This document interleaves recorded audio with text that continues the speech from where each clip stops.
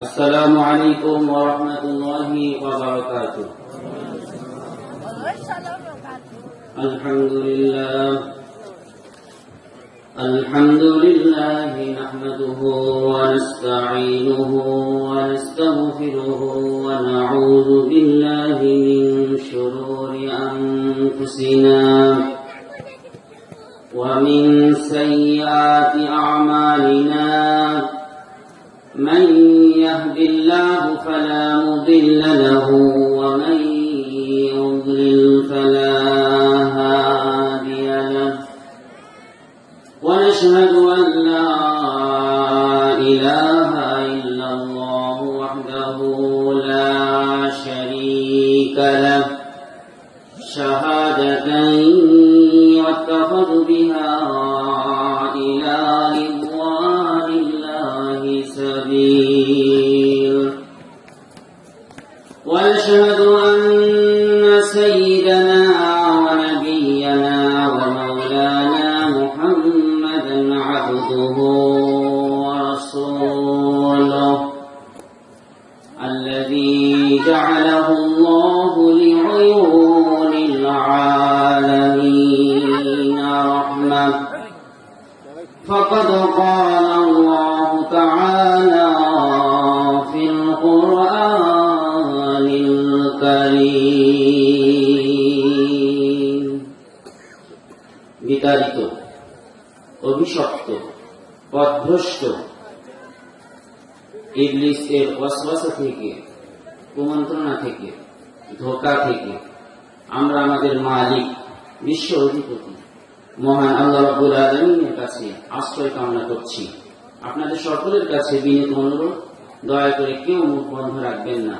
আসুন আমরা সকলে একসঙ্গে বলি: আউযু বিল্লাহি মিনাশ শাইতানির রাজীম। বিসমিল্লাহির রাহমানির রাহিম। وأوحى ربك إلى النحل أن اتخذي من الجبال بيوتا ومن الشجر ومما يعرشون ثم كلي من كل الثمرات فاسلكي سبل ربك ذللا يخرج من بطونها شراب مختلف ألوانه فيه شفاء للناس إن في ذلك لآية لقوم يتفكرون. وقال الله تعالى: إنما المؤمنون الذين آمنوا بالله ورسوله ثم لم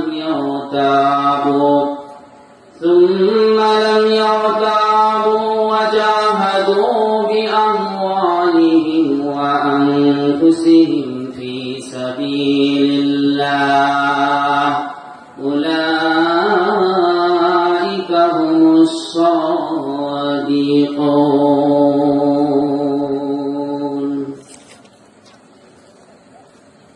নহলা কালোপাড়া যুব সমাজের উদ্যোগে আয়োজিত আজকের এই ঐতিহাসিক তাফসীর কোরআন মাহফিলের সম্মানিত সুযোগ্য সভাপতি, সহসভাপতি, প্রধান অতিথি, প্রধান পৃষ্ঠপোষক, সম্মানিত অতিথিবৃন্দ, সম্মানিত সুধীজন, মঞ্চে উপবিষ্ট শ্রদ্ধেয় আলেমগণ, মুরব্বীগণ, আমার সামনে উপবিষ্ট শ্রদ্ধেয় মুরব্বীগণ, প্রাণপ্রিয় যুবক ভাই ও বন্ধুগণ, মাইকের আওয়াজ যে সমস্ত ভাই বোনদের কানে যাচ্ছে, আমরা সকলে আমাদের হৃদয়ের সবটুকু ভালোবাসা মিশিয়ে কৃতজ্ঞতা প্রকাশ করছি আমাদের মালিক, বিশ্ব অধিপতি মহান আল্লাহ রাব্বুল আলামিনের দরবারে, যে মালিক দয়া করে সারা বিশ্বে প্রায় 13 কোটি মানুষ যখন করোনায় আক্রান্ত,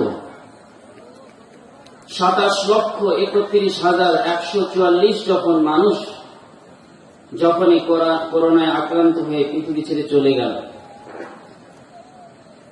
এইরকম সময় এসে যখন আমাদের করোনার মাহফিল গুলো বন্ধ হয়ে যাচ্ছে। গতকালকে মাহফিল ছিল ধামরহাট, কর্তৃপক্ষ ফোন দিয়ে দুঃখ প্রকাশ করেছে, করতে পারেনি। আগামীকাল মাহফিল আছে চাপাই, তারাও সকালে ফোন দিয়ে দুঃখ প্রকাশ করেছে, তাদের মাহফিল করার অনুমতি নেই। আমি স্থানীয় নেতৃবৃন্দকে ধন্যবাদ জানাই, প্রশাসনকে ধন্যবাদ জানাই যে আজকের এই কোরআনের মাহফিল আপনারা করতে পেরেছেন, তারা সহযোগিতা করেছেন।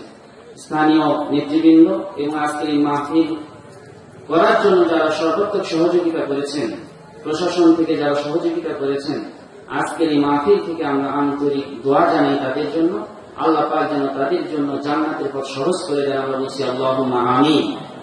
এইরকম দুর্যোগময় একটি মুহূর্তে আল্লাহ তাআলা চাইলে আমাদেরকে করোনা দিয়ে বিছানায় শুয়ে রাখতে পারতেন কিনা?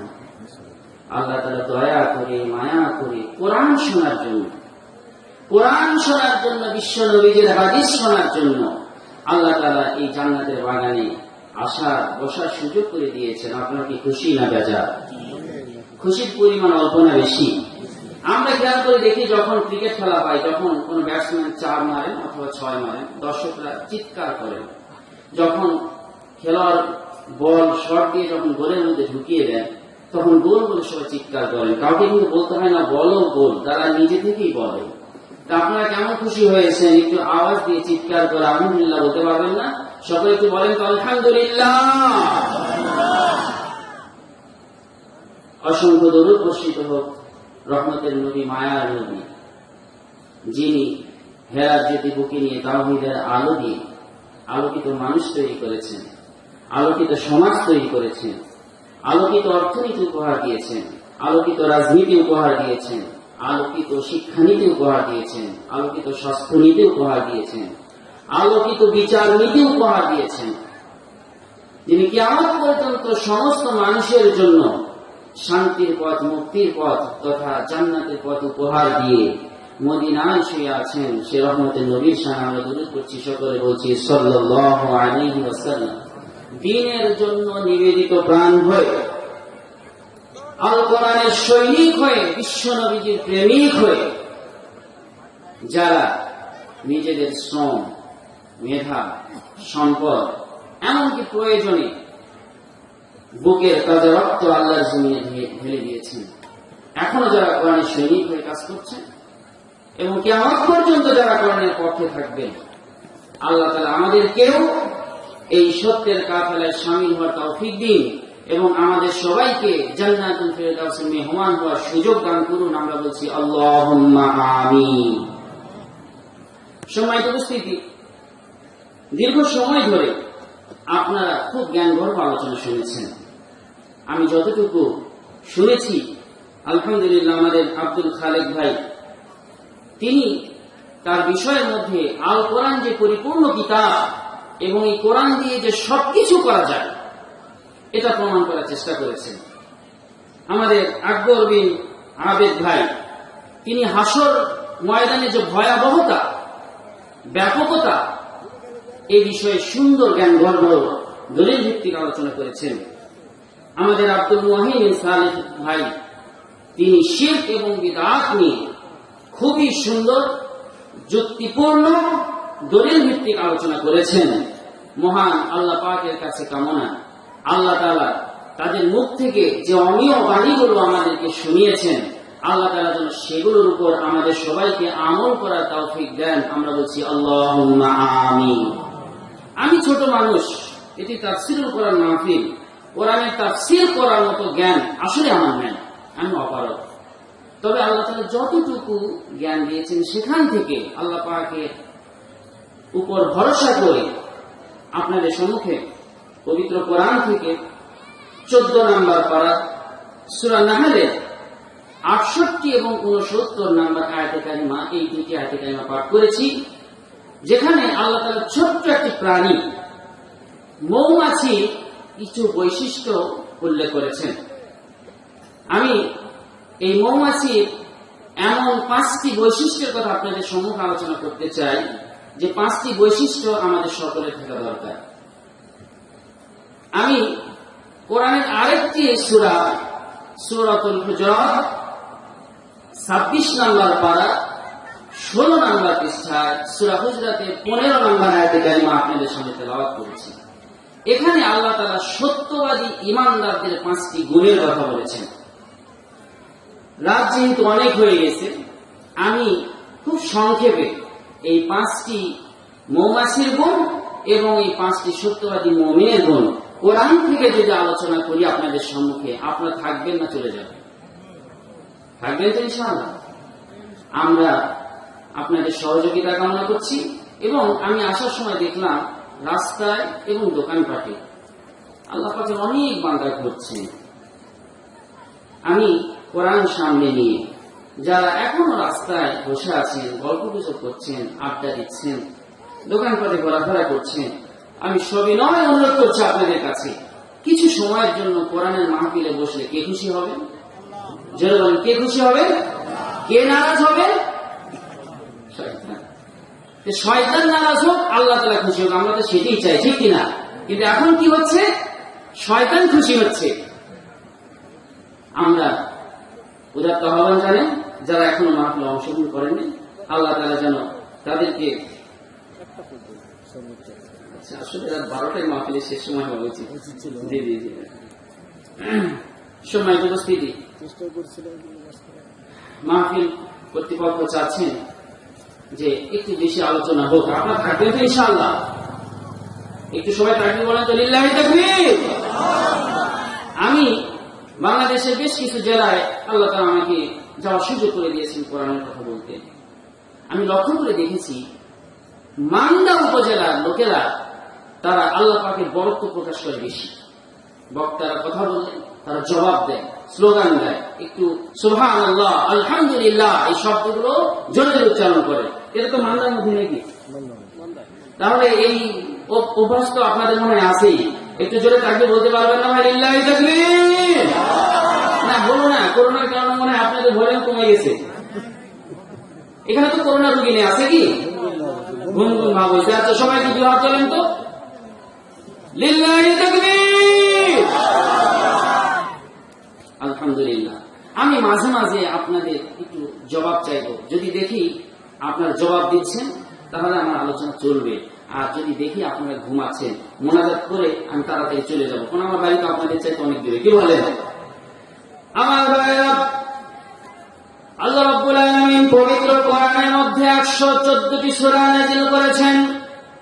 এ সমস্ত সূরার মধ্যে কিছু কিছু সূরার নামকরণ করা হয়েছে জীবজন্তুর নামে। কোরআন খুললে প্রথম সূরা সূরাতুল ফাতিহা, তারপরে সূরা হলো সূরাতুল বাকারা। বাকারা মানে কি?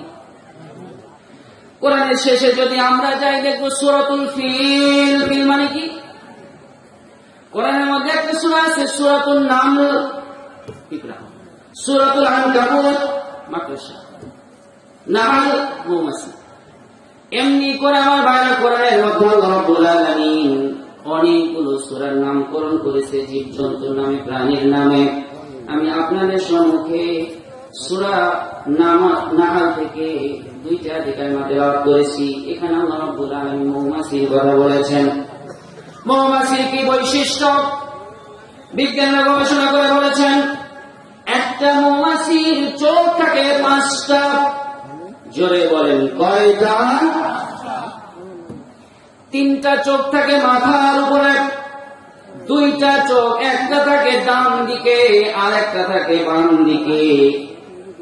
এই 5টা চোখ দিয়ে মৌমাছি সামনে পেছনে উপর নিচে ডানে বামে সব দিকে সমানভাবে দেখতে পায়। সুবহানাল্লাহ বলবেন কিনা? বিজ্ঞানের গবেষণা করে বলেছেন আমরা মানুষ আমাদের এইরকম 700 চোখ লাগালে যে পাওয়ার তৈরি হবে, আল্লাহ রাব্বুল আলামিন মৌমাছির একটা চোখের মধ্যে তার চাইতে বেশি পাওয়ার দিয়েছেন। সুবহানাল্লাহ। তার মানে মৌমাছির 5টা চোখ মানে আমাদের মানুষের মতো 3500 চোখের মতো ক্ষমতা, যার কারণে মৌমাছি অনেক দূর থেকে দেখতে পায়। মৌমাছির 4টা ডানা আছে, মৌমাছিরা দলবদ্ধ হয়ে বাস করে। প্রত্যেকটি মৌচাকে একটা করে রানী মৌমাছি থাকে। 3 সপ্তাহ পর রানী মৌমাছি 6000 থেকে 12000 ডিম সেখান থেকে তা দিয়ে বাচ্চা বের করে। হাতে গোনা কয়েকটা রাজা মৌমাছি হয়, হাতে গোনা কয়েকটা রানী মৌমাছি হয়, আর বাকি বেশিরভাগ কর্মী মৌমাছি হয়। সমাজে নেতা বেশি না কর্মী বেশি? যে বলেন নেতা বেশি না কর্মী বেশি? বর্তমানে নেতা বেশি। আমার ভাইয়েরা, সমাজে মজুর শ্রেণীর সংখ্যা বেশি, কর্মচারীর সংখ্যা বেশি, কর্মকর্তার সংখ্যা কম। আমার আল্লাহ রাব্বুল আলামিন মৌমাছির চাকের মধ্যে কর্মী মৌমাছির সংখ্যা বেশি দিয়েছেন। এই মৌমাছির মধ্যে যেগুলো পুরুষ মৌমাছি, এই পুরুষ মৌমাছিগুলো বাহিরে চলে যায় মধু সংগ্রহের জন্য। স্ত্রী মৌমাছিগুলো চাকের মধ্যে বসে বাচ্চা লালন পালন করে, ঘরগুলো দেখাশোনা করে। এই মৌমাছিরা আবার দায়িত্ব ভাগ করে নেয়। কিছু কিছু মৌমাছি আছে, তারা হলো ইঞ্জিনিয়ার মৌমাছি। সুবহানাল্লাহ। কি মৌমাছি? ইঞ্জিনিয়ার, তারা ঘর তৈরি করে। কিছু কিছু মৌমাছি পুলিশ মৌমাছি, সিকিউরিটি গার্ড। মৌচাকের সামনে কিছু মৌমাছি গার্ড দেয়। এই মৌমাছির দায়িত্ব কি? পুলিশ মৌমাছির দায়িত্ব কি? বিজ্ঞানীরা গবেষণা করে বলেছেন, পুলিশ মৌমাছির দায়িত্ব হলো যদি কোনো মৌমাছি কোনো খারাপ জায়গায় বসে, নোংরা জায়গায় যদি বসে, ওই মৌমাছির শরীরে যদি নাপাক জিনিস লেগে থাকে, দুর্গন্ধযুক্ত জিনিস যদি লেগে থাকে, জীবাণু যদি লেগে থাকে, ওই মৌমাছিরা যখন চাকে আসে সঙ্গে সঙ্গে পুলিশ মৌমাছিরা তাকে গ্রেফতার করে। যদি অল্প ময়লা থাকে তাহলে তাকে পাঠিয়ে দেয়, সে আবার ফ্রেশ হয়ে আসে। আর যদি এই মৌমাছি খুব নোংরা জায়গায় বসেছে, ওর শরীরে এমন জীবাণু লেগে গেছে যেটা আর পরিষ্কার করা সম্ভব নয়, ওকে আটকে রেখে রানী মৌমাছির কাছে খবর পৌঁছে দেওয়া। রানী মৌমাছি সব শুনে সিদ্ধান্ত দিয়ে দেয়। যদি অপরাধের পরিমাণ বেশি হয়ে থাকে তাহলে সিদ্ধান্ত আসে ওকে মেরে ফেলো। পুলিশ মৌমাছিরা এসে এই মৌমাছিকে হত্যা করে। সুবহানাল্লাহ বলবেন না? এখন কেউ কেউ চিন্তা করতেছেন, আসলাম তাফসীর শুনতে, মৌমাছির গল্প শুনে লাভ কি? আমার ভাইরা, মৌমাছির গল্প শুনে লাভ আছে জন্যই আমার আল্লাহ তাআলা মৌমাছির নামে একটা সূরা নাযিল করেছেন। মৌমাছি নিয়ে আমাদের দেখার আছে, বোঝার আছে, শোনার আছে, শিক্ষা আছে, জন্যই মৌমাছি নিয়ে আমার আল্লাহ তাআলা সূরার মধ্যে 2টি আয়াতে কারিমা নাযিল করেছেন। শুধু তাই নয়, আয়াতের শেষে আবার আল্লাহ তাআলা বলছেন, ইন্না ফী যালিকা লাআয়াতাল লিকাওমিন ইয়াতাফাক্কারুন। এটা তো নিদর্শন তাদের জন্য, কওমিন ইয়াতাফাক্কারুন, যারা চিন্তাবিদ, যারা চিন্তা করে, যারা গবেষক, যারা বিজ্ঞানী, তাদের জন্য এটা নিদর্শন। সুবহানাল্লাহ। এবার আসুন, মৌমাছির কি বৈশিষ্ট্য আছে? 1 নাম্বার বৈশিষ্ট্য হলো মৌমাছি কখনো নিচে বাসা বাঁধে না। মৌমাছি সব সময় উঁচু উঁচু জায়গায় বাসা করে, বড় বড় গাছের ডালে বাসা বানায়, বড় বড় বিল্ডিং এ বাসা বানায়, বড় বড় বাড়ির কোনায় বাসা তৈরি করে। এখন যারা মধু চাষ করতেছেন সুন্দর করে বাক্সের মধ্যে রাখে। আমার ভাইরা, বিজ্ঞানীরা বলেছেন মৌমাছির একটা গুরুত্বপূর্ণ বৈশিষ্ট্য হলো মৌমাছি সব সময় উঁচু উঁচু জায়গায় থাকতে ভালোবাসে। আমার ভাইরা, এখান থেকে আমি আপনি শিখব, মৌমাছি যেমনি ভাবে উঁচু জায়গাকে টার্গেট করে, আমরা উঁচু জায়গাতে যাওয়ার জন্য টার্গেট করব। বলেন তো, জান্নাত উপরে না নিচে? জাহান্নাম উপরে না নিচে? আমার ভাইরা, জান্নাত যেহেতু উপরে, মৌমাছি উপরে বসবাস করে, আমার আপনার টার্গেট আল্লাহর জান্নাত, আমরা উপরে চিন্তা করবো। সুবহানাল্লাহ। মৌমাছি যেহেতু উপরে বসে, কারণটা কি? নিচে বসলে ময়লা ভরতে পারে, নোংরা ভরতে পারে। তার মানে মৌমাছি কিন্তু সব জায়গায় বসে না। আমার ভাইরা এই কথা বলার উদ্দেশ্য হলো ইমানদার যারা হবে তারা সব জায়গায় গিয়ে বসবে না। বলেন তো মনোজ্ঞ সাংস্কৃতিক অনুষ্ঠান হচ্ছে, নেতাজি এসে ভাষণ দিয়ে গেলেন, কিছুক্ষণ পর যুবক যুবতীরা স্টেজে এসে নাচ গান করতেছে, গেলে সওয়াব হবে না গুনাহ হবে? জোরে বলেন, সওয়াব হবে না গুনাহ হবে? আমার ভাইরা, যে সমস্ত জায়গায় গেলে গুনাহ হয়, আজকে মুসলমানদের সংখ্যা সেখানে কম না বেশি? যে সমস্ত জায়গায় গেলে সওয়াব হয়, কোরআনের মাহফিলে সওয়াব হয় কি হয় না? এই জায়গায় দেখেন, যদি গানের আয়োজন হতো, ওই যে ভাইরা এখন রাস্তায় ঘুরতেছে, গল্প গুজব করতেছে, তাদেরকে আর বলা লাগতো আসেন আসেন, এমনি চলে আসে। আমার ভাইরা, যে জায়গায় আল্লাহ তাআলার কথা বলা হয়, আল্লাহ তাআলার স্মরণ করা হয়, ইসলামিক ফাউন্ডেশন থেকে একটা বই বের করা হয়েছে, বইটার নাম দেওয়া হয়েছে হাদিসে কুদসি। কি নাম দেওয়া হয়েছে? হাদিসে কুদসি। এই বইয়ের মধ্যে উল্লেখ করা হয়েছে, বিশ্বনবীজি বলেছেন, পৃথিবীর বুকে এমন কোন জাতির জন্য আল্লাহ তাআলা এই রকম নিয়ামত দেন নাই।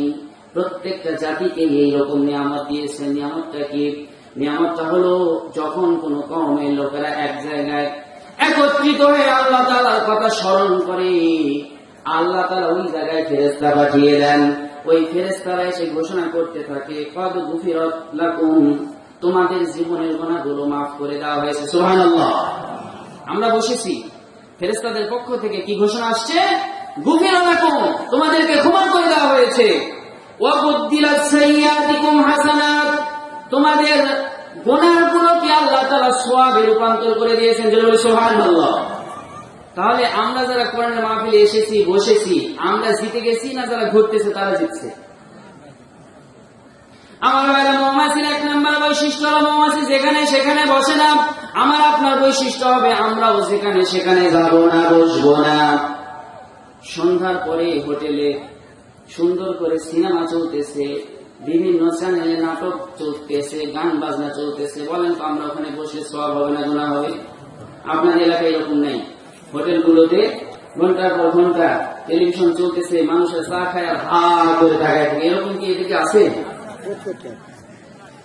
আল্লাহ তাআলা হেফাজত করুন। আমার ভাইয়েরা, আজকে শিখে যান, মৌমাছি যেখানে সেখানে বসে না, আমরাও যেখানে সেখানে বসবো।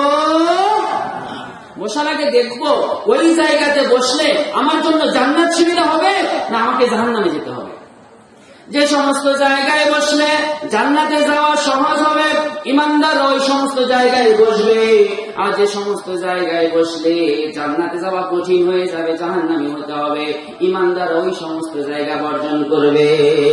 পারবো না ভাই একটা শিক্ষা নিতে?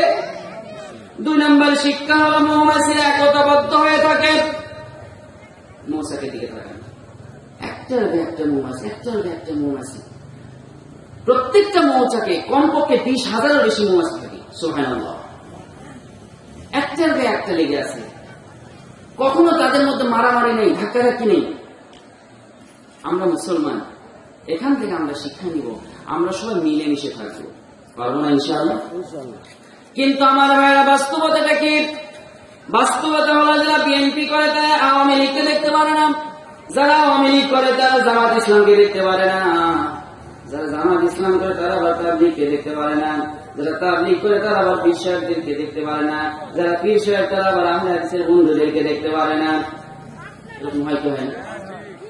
একজন একজন সহ্য করতে পারে না। আজকে মুসলমানরা কেন মার খায়? একটি কারণ, একটি কারণ, একটি কারণ, মুসলমানদের মধ্যে বিভেদ, হিংসা বিদ্বেষ ভুলে যান। আজকে আমাদের মুসলমানদের মন হয়ে গেছে সংকীর্ণ, আমরা উদার নই। কিতাব খুলে দেখেন, যত বড় বড় আল্লাহওয়ালা, যত বড় বড় মুস্তাহিদ, যত বড় বড় আলেম, তারা ছিলেন উদার। আর আমরা কেমন জানি মনে করছি আমি যেটা করি এটাই ঠিক, আপনারটা ঠিক না। আমি আবার বলতেছি ভাই আপনি যেটা করতেছেন সেটাই ঠিক না, আমারটাই ঠিক। এই নিয়ে দলাদলি, ঘুটাঘুটি, ধাক্কাধাক্কি। ভাই আল্লাহর রাস্তায়, আমার কথাটা আপনার মধ্যে কষ্ট পাচ্ছেন, বাস্তব কথা বলছি ভাই, আল্লাহর রাস্তায় এগুলো বাদ দেন, হিংসা বিদ্বেষ বাদ দেন, সবাই সবাইকে বুকে জড়িয়ে ধরে নেন। আপনি যে দল করেন করেন, কিন্তু বুকে জড়িয়ে ধরে আগে বলেন আমি মুসলমান। রাজশাহী ইউনিভার্সিটিতে পড়তে আমার এক বন্ধু একদিন কথা প্রসঙ্গ বলতেছে আমি হানাফি, আরেকজন বন্ধু বলতেছে আমি হানাফি। আমি বললাম যে ভাই, আল্লাহ তাআলা কোরআনের মধ্যে বলেছেন ওয়ালা তামুতুন্না ইল্লা ওয়া আনতুম মুসলিমুন, আল্লাহ বলছেন মুসলমান না হয়ে মরো। আল্লাহ তাআলা তো এখানে আহলে হাদিসও হতে বলেননি, হানাফিও হতে বলেননি। কি বলেন আপনারা? আমাদের পরিচয় হলো আমরা মুসলমান, এই পরিচয়টা আমাদের সামনে দিতে হবে। এবং আস্তে আস্তে আমাদের মাঝে যে অজ্ঞতা আছে, আমাদের মাঝে যে ভুলগুলো আছে, আমার এক ভাই আমাকে ভুলগুলো মহব্বত নিয়ে ধরিয়ে দিবেন, আমি ভুল সংশোধন করব। আপনার একটা ভুল হচ্ছে, আমি মহব্বত নিয়ে আপনার কাছে গিয়ে আপনার ভুলগুলো সংশোধন করে দেবো। তাহলে দেখবেন উভয়ের ভালোবাসা থাকবে, ভুলগুলো সংশোধন হয়ে যাবে। আর যদি আমি আপনার সম্পর্কে বিদ্বেষপূর্ণ বাক্য ছড়াই, আপনাকে যদি হেয় করি, তুচ্ছ তাচ্ছিল্য করি, তাহলে আপনার সঙ্গে আমার কি সম্পর্ক তৈরি হবে? বৈরী সম্পর্ক তৈরি হবে। এই জন্য ভাই মহব্বত নিয়ে ভালোবাসা নিয়ে আমরা সবাই একসঙ্গে থাকবো ইনশাআল্লাহ। রাজি আছি ভাই? রাজি আছি? আমার আল্লাহ তাআলা বলেছেন ওয়াতাসিমু বিহাবলিল্লাহি জামিআন ওয়া লা তাফাররাকু, তোমরা আল্লাহ তাআলার চুকে একত্রিতভাবে আঁকড়িয়ে ধরো, বিচ্ছিন্ন হয়ে না। কিন্তু আমরা কিন্তু বিচ্ছিন্ন হয়ে যাচ্ছি। আমার ভাইয়েরা, মৌমাছির 3 নম্বর বৈশিষ্ট্য হলো মৌমাছি ফুল থেকে খাবার সংগ্রহ করে, ভালো জিনিস থেকে খাবার সংগ্রহ করে। আমার আপনার এখান থেকে শিক্ষা হলো, আমরা যে জ্ঞানগুলো অর্জন করবো আল্লাহর কোরআন থেকে, কোথায় থেকে? জোরে বলতে হবে কোথায় থেকে? আরো জোরে বলতে হবে কোথায় থেকে? কোরআন থেকে জ্ঞান অর্জন করতে হবে। কিন্তু দুঃখজনক হলেও সত্য, আমরা মুসলমান, আমরা কিন্তু অনেকেই এই কোরআনটাই করতে পারি না। আজকে যারা আমরা এই মাহফিলে এসেছি, এই মাহফিল থেকে এই প্রতিজ্ঞা করে যায় যে আল্লাহ পাকের কোরআনটা শিখবো।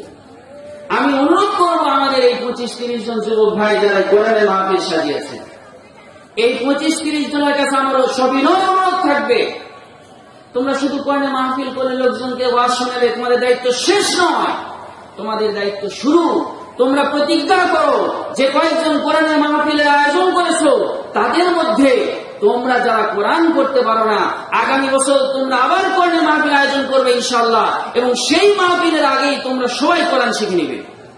আল্লাহ তাআলা আমাদের এই যুবকদেরকে কবুল করুন। আমরা বলছি আল্লাহুম্মা আমিন। আমরা জ্ঞান শিখবো কোথা থেকে? কোরআন থেকে। কোরআন থেকেই আমরা সবকিছু নিব।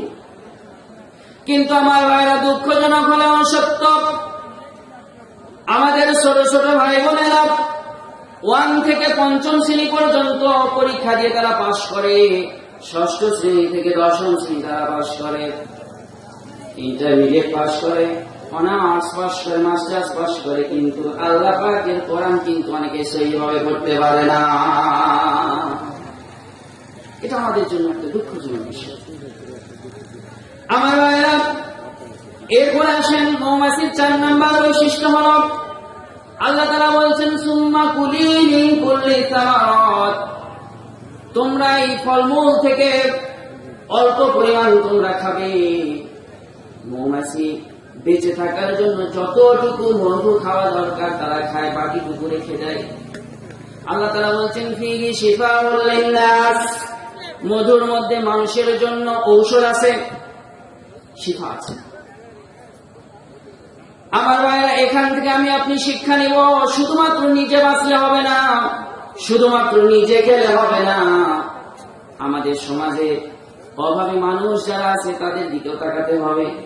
আপনি পেট ভরে খেয়ে ঘুমাবেন, আপনার প্রতিবেশী না খেয়ে আছে, আল্লাহ রাসূলের ভাষায় আপনি আমি কি মুমিন হতে পারবো না? আপনার আত্মীয় বিপদে পড়েছে, মুসিবতে পড়েছে, সাহায্য করতে হবে কিনা? আল্লাহ তাআলা যাদেরকে সম্পদ দিয়েছেন, ওয়া মিম্মা রাযাকনাহুম ইউনফিকুন, আল্লাহ তাআলা যে রিজিক দিয়েছেন সেখান থেকে দান করতে হবে। শুধু নিজে বাঁচলে হবে না, আল্লাহর পথে দান করতে হবে। মৌমাছিরা শুধুমাত্র নিজে খেয়ে বাঁচে না, অন্যের জন্য রেখে দেয়। একজন ইমানদার শুধুমাত্র নিজেকে নিয়ে চিন্তা করবে না, তার পাশে যারা আছে তাদেরকে নিয়েও চিন্তা করবে। আমার ভাইয়েরা, মৌমাছির শেষ বৈশিষ্ট্যটা হলো মৌমাছির চাকে, মৌচাকে কেউ যদি আঘাত করে, মৌচাকে কেউ যদি আঘাত করে, ঢিল মারে, বলেন তো পরিণতিটা কি হবে? সমস্ত মৌমাছিগুলো একত্রিত ভাবে আক্রমণ করবে। আমার ভাইয়েরা, এই বৈশিষ্ট্যটা আমাদের থাকতে হবে। আমরা মুসলমানেরা সকলে মিলেমিশে একতাবদ্ধ হয়ে থাকবো। কেউ যদি আমাদের কোরআনের বিরুদ্ধে কথা বলে, কেউ যদি আমার রাসূলের বিরুদ্ধে কথা বলে, কেউ যদি আমার ইসলামের বিরুদ্ধে কথা বলে, কেউ যদি আমার স্বাধীন মাতৃভূমি বাংলাদেশের বিরুদ্ধে কথা বলে, মৌচাকে ঢিল দিলে যেমন মৌমাছি ছুটে আসে আক্রমণ করতে, ওই ইসলাম বিরোধীদের সামনে আমরাও এগিয়ে যাব। লিল্লাহি তাকবীর।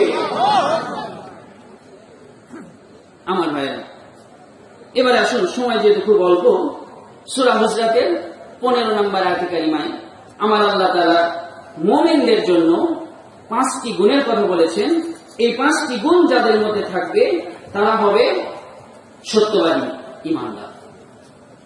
আমার আল্লাহ তাআলা বলেন, ইন্নামাল মুমিনুনা আল্লাযীনা আমানু বিল্লাহ, নিশ্চয়ই প্রকৃত মুমিন হলো, প্রথম গুণ হলো আমানু বিল্লাহ, তারা ঈমান আনে আল্লাহ তাআলার উপর। জোরে বলেন, কার উপর? সবাই বলেন তো, কার উপর? একটু মহব্বত নিয়ে বলা যাবে না? আল্লাহ। একটু চিৎকার করে বলেন না, আল্লাহ। আল্লাহ শব্দটা দেখেন, পৃথিবীর বুকে সবচাইতে যে শব্দটি, যে নামটি বেশি উচ্চারিত হয় সেটি হলো আল্লাহ। লক্ষ্য করুন, আমি আপনি ঘুমিয়ে আছি, মসজিদ থেকে মুয়াজ্জিন সাহেব ফজরের আযান শুরু করছেন, আল্লাহু আকবার, আল্লাহু আকবার, আযান শুরু হলো। শেষে গিয়ে শেষ শব্দটা কি বলছেন? লা ইলাহা ইল্লাল্লাহ। শেষ শব্দটা কি? আল্লাহ। আমার আযানের শুরুতে আল্লাহ, শেষ শব্দে আল্লাহ। একবার আযানের মধ্যে আল্লাহ শব্দটা 11 বার উচ্চারণ করা হয়, ইকামতের সময় 11 বার উচ্চারণ হয়। শুধুমাত্র 5 ওয়াক্ত নামাজে আমরা যদি আল্লাহ শব্দটা আযান এবং ইকামতের মধ্যে হিসাব করি, তাহলে দেখতে পাবো 5 ওয়াক্ত আযানে 55 বার আমার আল্লাহ নাম উচ্চারণ হয়, ইকামতে 5 ওয়াক্তে 55 বার, তার মানে 110 বার। বাংলাদেশে যদি 3 লক্ষেরও বেশি মসজিদ থেকে থাকে, শুধুমাত্র একদিনই আযান এবং ইকামতের মাধ্যমে 33 লক্ষেরও বারেরও বেশি আমার আল্লাহ নাম উচ্চারণ হয়। লিল্লাহি তাকবীর। অন্য ধর্মের দিকে তাকান তো, তারা যে নামে তাদের প্রভুকে ডাকে, এতবার উচ্চারণ করার কি সেই সুযোগ আছে? আমার ভাইয়েরা, আল্লাহ শব্দটা পৃথিবীর মুখে সবচাইতে উচ্চারিত বেশি হয়, এবং এই আল্লাহ শব্দটা কত দূর পর্যন্ত উচ্চারণ হয় খেয়াল করে দেখেন। নীল আর্মস্ট্রং, মাইকেল কলিন্স, অ্যালড্রিন, কয়জন নাম বলেছি? 3 জন। এই 3 জন ব্যক্তি 1969 সালে অ্যাপোলো 11 নামের একটা মহাকাশ যান নিয়ে চাঁদের দিকে এগিয়ে গেলেন। 1969 সালে 20 জুন গ্রিনিচ সময় 10:56 চাঁদের বুকে নীল আর্মস্ট্রং প্রথমে নামলেন। 21 ঘন্টা 35 মিনিট চাঁদের উপর তারা অবস্থান করলেন। সুবহানাল্লাহ। 21 ঘন্টা 56 মিনিট চাঁদের বুকে অবস্থান করার পরে বিভিন্ন বিষয় নিয়ে তারা গবেষণা করলেন। এরপর পৃথিবীতে তারা ফিরে আসলেন। দিন চলে গেল, মাস চলে গেল, বছর চলে গেল। এবার মধ্যপ্রাচ্যে সফরে আসলেন নীল আর্মস্ট্রং। মিশরের রাজধানী কায়রোতে বিকেলবেলা তিনি হাঁটছেন, হঠাৎ করে মসজিদ থেকে আযান ভেসে আসলো, আল্লাহু আকবার, আল্লাহু আকবার। নীল আর্মস্ট্রং দাঁড়িয়ে গেলেন। এই শব্দটা কোথায় থেকে আসে? নীল আর্মস্ট্রং আশ্চর্য হয়ে গেলেন, এই আওয়াজটা কোথায় থেকে আসে? তিনি যেহেতু মুসলিম, তিনি বুঝতে পারলেন না এই শব্দটা কোথায় থেকে আসে।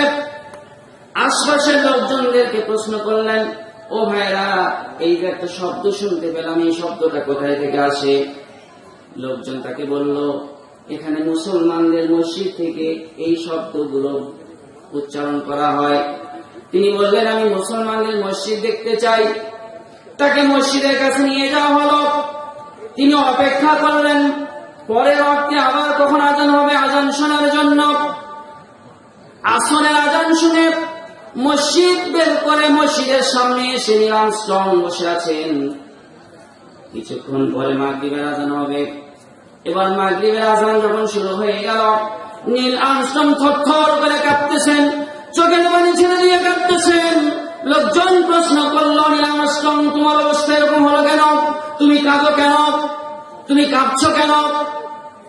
নীল আর্মস্ট্রং বললেন, শোনো, আমি যখন চাঁদে প্রথম পা দিয়েছিলাম, চাঁদের বুকে আমি যখন প্রথম পা দিয়েছিলাম, এই শব্দটা আমার কানে ভেসে এসেছিল, সুবহানাল্লাহ। আমি বুঝতে পারি না এই শব্দটা আসলে কি। আজকে যখন মসজিদে মুয়াজ্জিন সাহেব যখন এই শব্দটা উচ্চারণ করলেন, আমি বুঝতে পারলাম এই শব্দই হলো সেই শব্দ যে শব্দটা আমি চাঁদের বুকে পা দিয়ে প্রথম শুনতে পেয়েছিলাম। লিল্লাহি তাকবীর। নীল আর্মস্ট্রং কালেমা করে মুসলমান হয়ে গিয়েছিলেন। আমার ভাইরা, তাহলে আল্লাহ তাআলা আছেন না নেই? জোরে বলতে হবে, আল্লাহ তাআলা আছেন না নেই? আহারে, আমার আল্লাহ তাআলা তার কুদরত, তার ক্ষমতা, তার বরত্ব প্রকাশ করছেন কোটি কোটি বার। যারা ঈমানদার হবেন, 1 নাম্বার গুণ হবে আল্লাহ তাআলার উপর তারা ঈমান আনবে। 2 নাম্বার গুণ হবে তারা রাসূলের উপর ঈমান আনবে। আচ্ছা বলেন তো, আল্লাহ রাসূল যে সত্য, এই বিষয়ে কি আমাদের কোনো সন্দেহ আছে?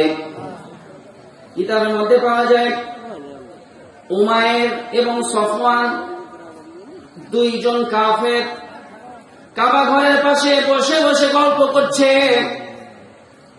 উমাইর বলতেছে, ও সফওয়ান শোনো, আমার তো খুব কষ্ট লাগে, লজ্জা লাগে। ওই দিনের কথা স্মরণ হলে, যেদিন বদরের যুদ্ধ হয়েছিল, আমাদের 70 জন নেতা সেদিন মৃত্যুবরণ করেছিল। আমাদের 70 জন মুসলমানদের হাতে বন্দী হয়েছে। আমাদের তো লজ্জা লাগে। ও সফওয়ান শোনো, আমার পরিবারটা বড়, আর আমার কিছু ঋণ আছে। যদি আমার এই ঋণ না থাকতো, তাহলে আমি খোলা তলোয়ার নিয়ে মদিনায় চলে যেতাম, আর মুহাম্মদ সাল্লাল্লাহু আলাইহি ওয়াসাল্লাম তাকে হত্যা করে চলে আসতাম। সফওয়ান বলল, ঠিক আছে, তুমি যে মদিনায় যাবে, তাহলে তুমি কি করে যাবে? তোমাকে তো ধরে ফেলবে। উমাইর বললেন, ও সফওয়ান শোনো, আমার ছেলে মুসলমানদের হাতে বন্দী আছে। যদি আমি যেতে পারি, মুসলমানরা যদি আমাকে ধরে ফেলে, আমি বলবো আমার ছেলেকে মুক্তিপণ দিয়ে নিয়ে যেতে এসেছি, অসুবিধা নেই। সফওয়ান বলল, ঠিক আছে, তোমার যে ঋণ, এই ঋণ পরিশোধের দায়িত্ব আমি নিলাম, তুমি মদিনায় চলে যাও। সফওয়ান উটের ব্যবস্থা করে দিল, তলোয়ারের ব্যবস্থা করে দিল। উমাইর বাড়ি তলোয়ারে বিষ মাখিয়ে নিল। বিষ মাখানো তলোয়ার নিয়ে উমাইর চলে গেল মদিনায়, বিশ্বনবীর দরবারে হাজির। এবার বিশ্বনবীজির সঙ্গে সাক্ষাৎ করতে আসবে। হযরত ওমর রাদিয়াল্লাহু তাআলা আনহু তিনি লক্ষ্য করে দেখছেন, উমাইর বুকে তলোয়ার ঝুলে নিয়ে সামনে এগিয়ে আসতেছে। হযরত ওমর চিন্তা করলেন, এত কাফের বদর যুদ্ধে কুরাইশদেরকে উত্তেজিত করেছে, বিভিন্ন কথা বলে মুসলমানদের বিরুদ্ধে লাগিয়ে দিয়েছে, মুসলমানদের বিরুদ্ধে স্লোগান দিয়েছে। এ তো ইসলামের শত্রু। এ যদি এখন রাসূলের কাছে যায়, রাসূলের ক্ষতি করতে পারে। হযরত ওমর এগিয়ে আসলেন। এবার আল্লাহ রাসূলের সামনে উমাইর দাঁড়িয়ে আছে। বিশ্বনবীজি বললেন, উমাইর কেন এসেছো? উমাইর বলতেছে, ও মুহাম্মদ সাল্লাল্লাহু আলাইহি ওয়াসাল্লাম, আমি এসেছি, আমার ছেলে আপনাদের কাছে বন্দী, আমার ছেলেকে নিয়ে যাওয়ার জন্য এসেছি। বিশ্বনবীজি বললেন, উমাইর, তাহলে তোমার গলায় খোলা তলোয়ার কেন? উমাইর বললেন, এই তলোয়ার খোলা রেখে কি লাভ হয়েছিল বদরে? তলোয়ার থাকার পরেও তো আমাদের কোনো কাজ হয় নাই। আমি উট থেকে নেমে খুব তাড়াতাড়ি আপনার কাছে এসেছি, জন্য তলোয়ারটার বুক থেকে, ঘাট থেকে নামাতে পারি নাই। কিন্তু বিশ্বনবীজি উমাইরকে লক্ষ্য করে বললেন, উমাইর, তুমি সত্য করে বলো, তুমি কেন এসেছ? উমাইর বলতেছে, আমার কোনো অন্য উদ্দেশ্য নাই, আমার ছেলেকে নিয়ে যেতে এসেছি। বিশ্ব নবীজি একাধিকবার প্রশ্ন করলেন, উমাইর সত্য করে বলো। উমাইর সত্য কথা বলে না। এক পর্যায়ে বিশ্ব নবীজি বললেন, উমাইর, কাবা ঘরের পাশে হাউজে কাউসারের পাশে বসে বসে তুমি এবং সফওয়ানের মধ্যে যে কথাবার্তা হয়েছিল সে সম্পর্কে তুমি কি বললে? সুবহানাল্লাহ বলবেন না? আল্লাহ রাসূল কি করে জানলেন তাদের মধ্যে কি কথা হয়েছে? আল্লাহ তাআলা তাকে জানিয়ে দিয়েছেন। বিশ্ব নবীজি যদি সত্য রাসূল না হতেন তাহলে আমার ভাইরা এই খবর আল্লাহ রাসূলের কাছে পৌঁছতো না। আমার ভাইরা সত্যবাদী ইমানদার যারা, তারা 1 নাম্বার ঈমান আনবে আল্লাহ তাআলার উপর, 2 নাম্বার বিশ্ব নবীজি মুহাম্মদ রাসূলুল্লাহ সাল্লাল্লাহু আলাইহি ওয়াসাল্লামের উপর, 3 নম্বরে সুম্মা লাম ইয়ারতাবু, আল্লাহ এবং রাসূলের উপর ঈমান আনার পরে এই বিষয়ে আর কোন রকম সন্দেহ করবে ওয়াজাহাদু বিআমওয়ালিহিম ওয়া আনফুসিহিম ফি সাবিলিল্লাহ। 4 নাম্বার গুণ হলো তারা জিহাদ করবে বিআমওয়ালিহিম, তাদের সম্পদ দিয়ে। 5 নাম্বার গুণ হলো আনফুসিহিম, জীবন দিয়ে, ফি সাবিলিল্লাহ, আল্লাহর পথে। আল্লাহর পথে জীবন দিবে, আল্লাহর পথে সম্পদ ব্যয় করবে। উলাইকা হুমুস সাদিকুন, আর এটাই হলো সত্যবাদী ইমানদারদের গুণাবলী। সুবহানাল্লাহ।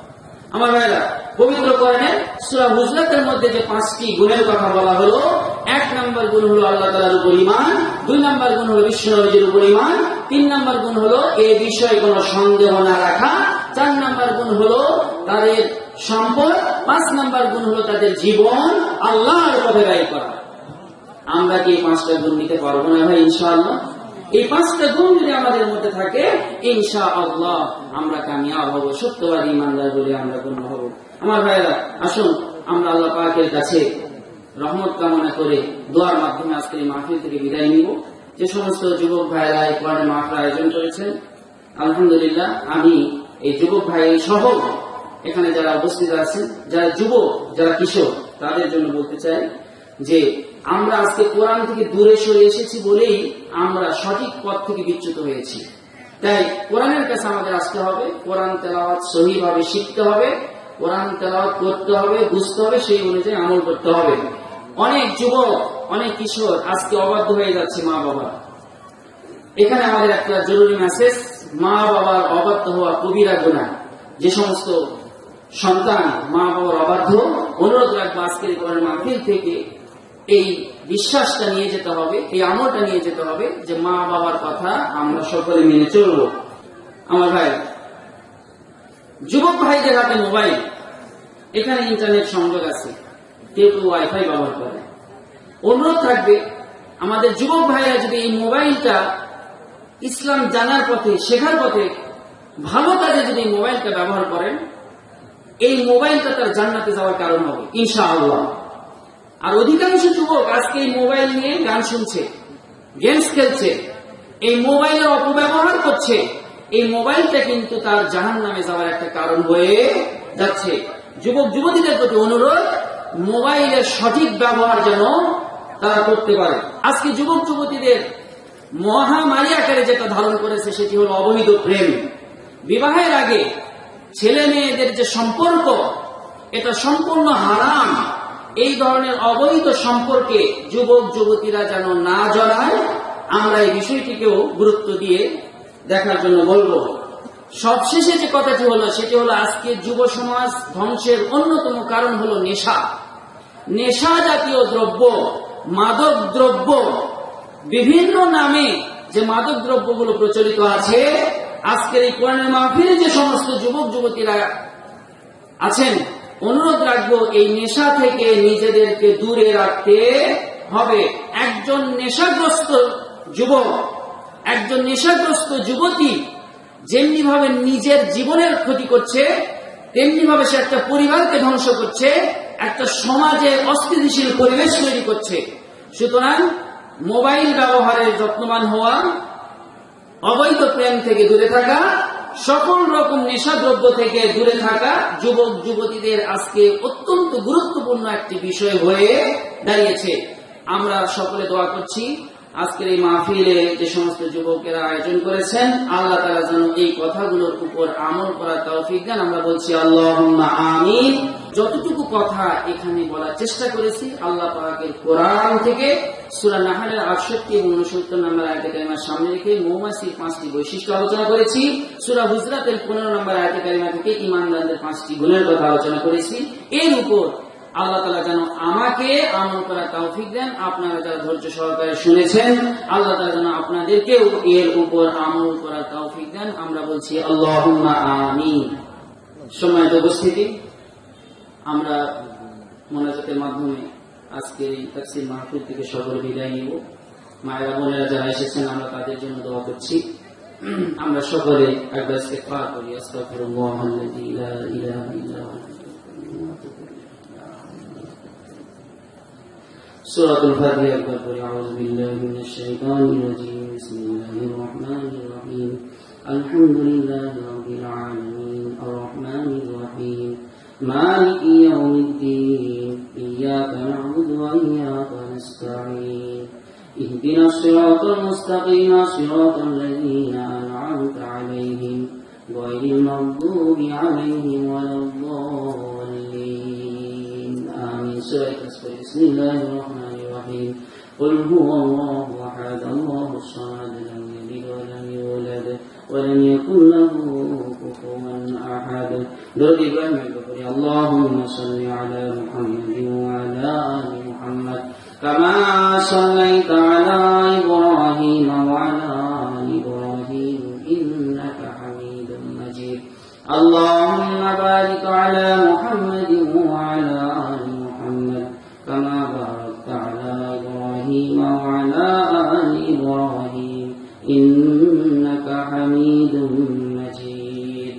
ربنا ظلمنا أنفسنا وإن لم تغفر لنا وترحمنا لنكونن من الخاسرين. يا رب العالمين. নহলা কারোবার যুব সমাজের উদ্যোগে আয়োজিত আজকের তাফসীরুল কোরআন মাহফিলে গভীর রজনীতে তোমার কোরআনের পাগল বান্দার বান্দীদেরকে নিয়ে বহুল আশা করে তোমার শাহী দরবারে দোকানে হাত তুলে ধরেছি গো মাওলা। দয়া করে আজকের এই কোরআনের মাহফিলকে তুমি কবুল করে নাও। আমাদের মধ্য থেকে যাদের মা বাবা অন্ধকার কবরের বাসিন্দা হয়ে আছে মাওলা, দয়া করে ওই মা বাবার কবরে তোমার জান্নাতের আলোয় আলোকিত করে দাও। রব্বির হামহুমা কামা রব্বায়ানি সগীরা। আয় আল্লাহ, আমাদের যত আত্মীয় স্বজন, পাড়া প্রতিবেশী, ওস্তাদ, বন্ধু বান্ধব, আয় আল্লাহ আমাদের কাছ থেকে চিরদিনের মতো বিদায় নিয়ে কবরে শুয়ে আছে। যদি কোনো গুনাহের কারণে কবরে আযাব থাকে মাওলা, গুনাহগুলোকে মাফ করে দাও। আর কিয়ামত পর্যন্ত কবরটাকে জান্নাতের টুকরায় পরিণত করে দাও। আজকের এই মাহফিলের যারা আয়োজন করেছেন, যারা সাহায্য সহযোগিতা করেছেন, দয়া করে মায়া করে আজকের এই আয়োজনটাকে হাসরের ময়দানে আমাদের সকলের জন্য নাজাতের ওসিলা বানিয়ে দিও মাওলা। যে সমস্ত ছাত্রছাত্রী ভাই বোনেরা হাত তুলেছেন, পড়াশোনায় বরকত দিও। যে সমস্ত বেকার যুবকেরা হাত তুলেছেন মাওলা, তাদের জন্য হালাল রিজকের ব্যবস্থা করে দিও। اللهم ارزقنا حلالا طيبا فإنك خير الرازقين. আল্লাহ, যারা ব্যবসা করে ব্যবসায় বরকত দিও, যারা চাকরি করে চাকরিতে বরকত দিও, যারা কৃষি কাজ করে জমিনে বরকত দিও। আয় আল্লাহ, খাস করে আসমানি গজব জমিনে গজব থেকে তুমি আমাদেরকে হেফাজত করো। স্বাধীন মাতৃভূমি বাংলাদেশ আমাদেরকে দিয়েছ, কিয়ামত পর্যন্ত এদেশের স্বাধীনতা তুমি অক্ষুণ্ণ রেখো। এদেশের আলেম ওলামাদেরকে তুমি হেফাজত করো, এদেশে ইমানদারদেরকে তুমি হেফাজত করো। অমুসলিমদের ষড়যন্ত্র থেকে তুমি এদেশ এবং এদেশের মুসলমানদেরকে হেফাজত করো। ওগো মালিক, ফিলিস্তিনে মুসলমানদের মারছে, কাশ্মীরে মুসলমানদেরকে মারছে, চীনে মুসলমানদেরকে মারছে, সারা পৃথিবীতে মুসলমান রাজনীতি জাতি তুমি পীড়িত। ওগো মালিক, ফরিয়াদ রাখি নির্যাতিত নিপীড়িত মুসলমানদের উপর তোমার রহমত নাযিল করো, কাফের মুশরিকদের হাত থেকে মুসলমানদেরকে তুমি বাঁচাও। ওয়াফু আন্না ওয়াগফির লানা ওয়ারহামনা আনতা মাওলানা ফানসুরনা আলাল কওমিল কাফিরিন। আল্লাহ জান্নাত তোমার বান্দা বান্দিরা কোন আশায় হাত তুলে বসে আছে মাওলা, তুমি প্রত্যেকের অন্তরের খবর জানো।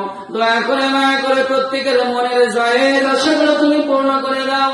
যতটুকু সময় আমাদেরকে হায়াত দিয়েছো সুস্থ রাখো, বিপদ মুসিবত মুক্ত রাখো, আমাদের ঈমানি নূরকে বাড়িয়ে দিয়ে নিয়ে কামগুলো বেশি বেশি করে করার তৌফিক দিও। যে সমস্ত যুবকেরা কোরআনের মাহফিল আয়োজন করলো মাওলা, এই সমস্ত যুবকদেরকে ইমাম হাসান হুসাইনের সঙ্গে হাসর করে দিও। রব্বানা তাকাব্বাল মিন্না ইন্নাকা আনতাস সামিউল আলিম ওয়া তুব আলাইনা ইন্নাকা আনতাত তাওয়াবুর রহিম।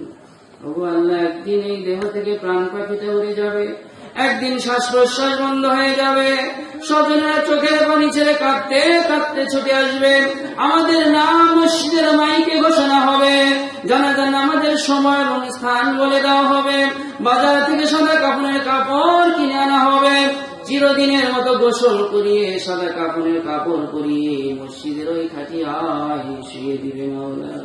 জানাজার সালাত শেষ করে ছোট্ট মাটির কবরে রেখে আসবে। ওগো মালিক, ফরিয়াদ রাখি আমাদের সকলের জন্য কবর আযাব তুমি মাফ করে দিও। হাসরের ময়দান যেদিন কায়েম হয়ে যাবে, সেই দিন আমাদের আমলের হিসাব দিও না মাওলা। আমাদের আমলের হিসাব দিলে আমরা জাহান্নাম ছাড়া কোথাও যেতে পারবো না।